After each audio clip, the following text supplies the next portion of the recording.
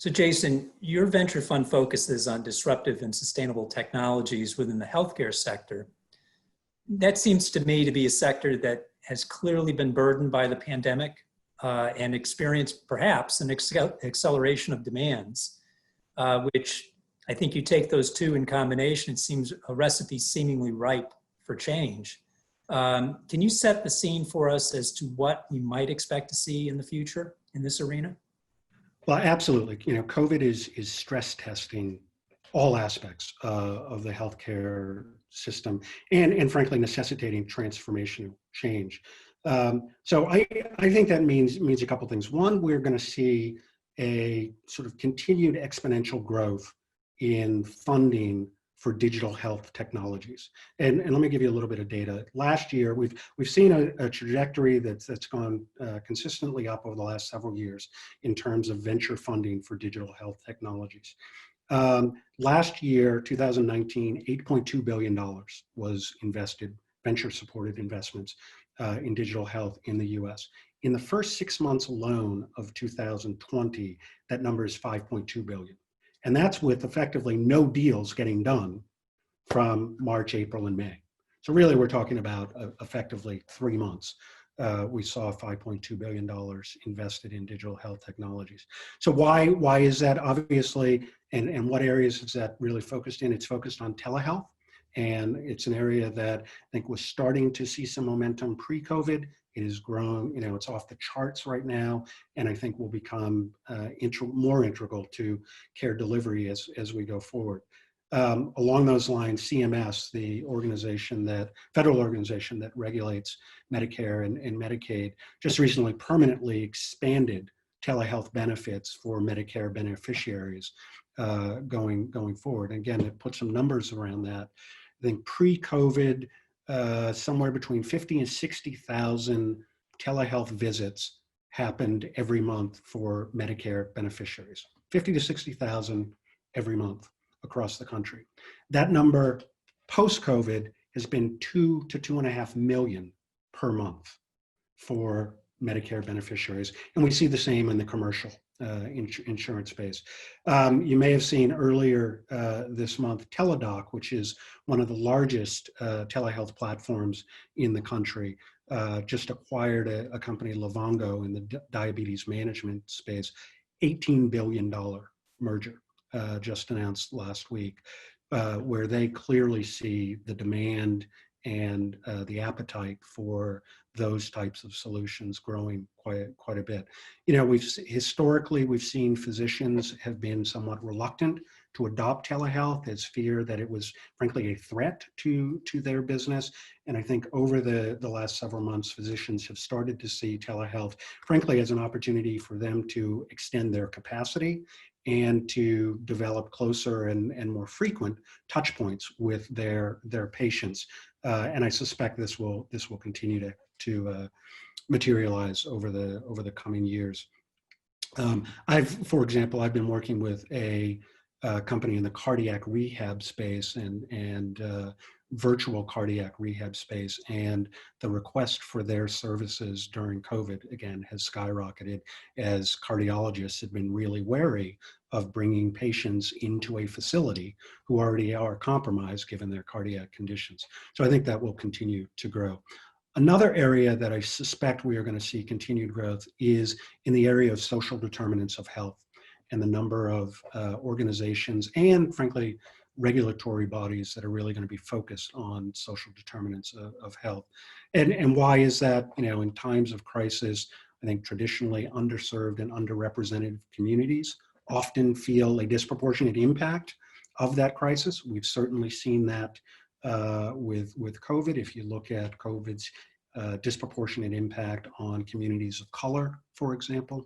And some of that is the health system as a whole, but much more of it is around these social determinant issues.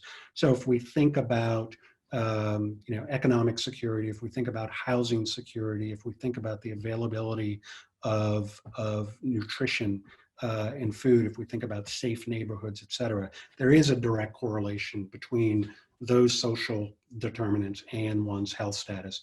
So I think an opportunity exists, and we're starting to see an emergence of companies really trying to bridge that social determinant area of healthcare with the traditional medical area of healthcare to see if we can get more comprehensive solutions in place for patients going forward.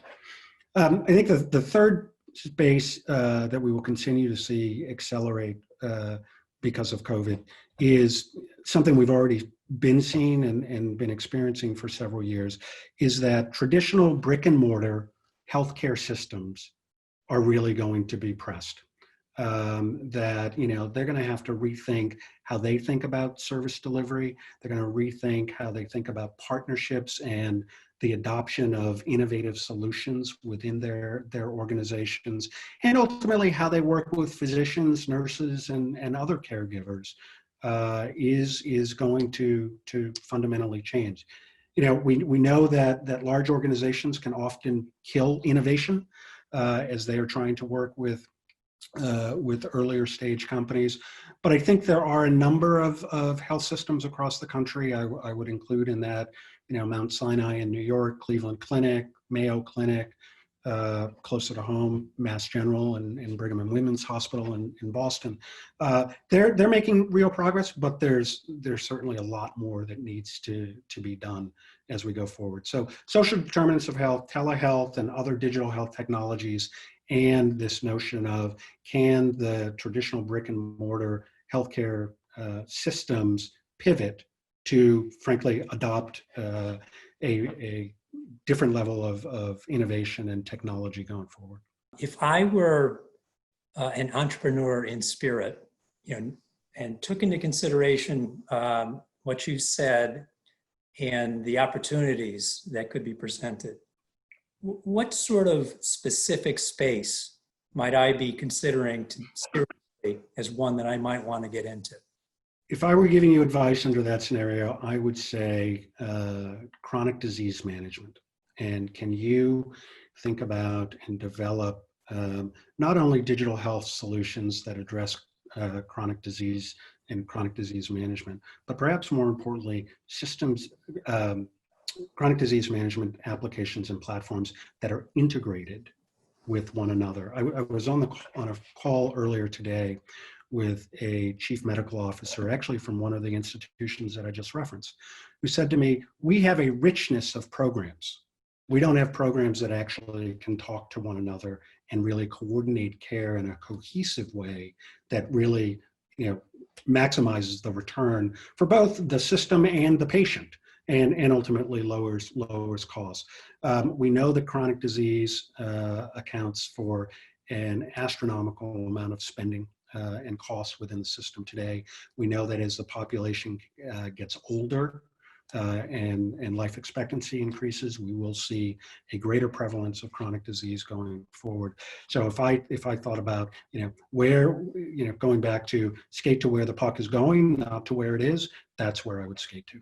One of the reasons that I ask is just out of curiosity, obviously, but we have a program at Middlebury called MidGigs, you know, which is an opportunity for alumni who have short-term projects to invite students to apply to help them with those short-term projects. And students, what I've seen, obviously, are very interested in getting involved in those. And as I think about the number of mid-gigs that have been shared so far, alumni to students, many of them are focused in the healthcare arena. And they do strike me as ones that are clearly motivated from a technology, perhaps in some cases just apps, you know, being developed in that space. So it does strike me as an opportunity going forward.